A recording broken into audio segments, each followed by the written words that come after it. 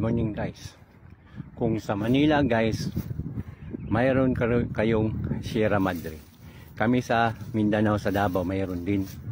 Kaya hindi kami binabayo dito sa Davao ng bagyo. Kita mo yan sa unahan guys, yung mga bundok na yan.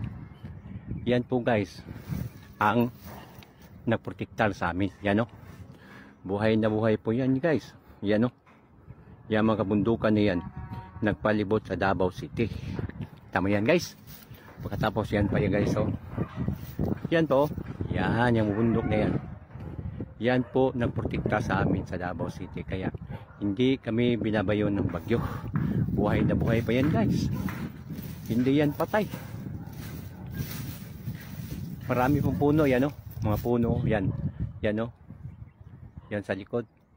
Buhay na buhay guys. Ang aming kabundukan.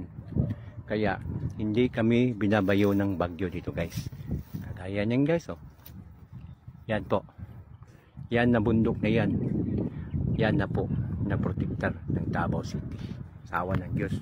Ang Davao City guys parang may bakod. Kagaya ng ganun oh, ang forma.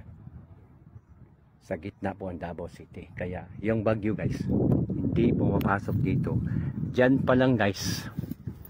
Wala na, lusaw na.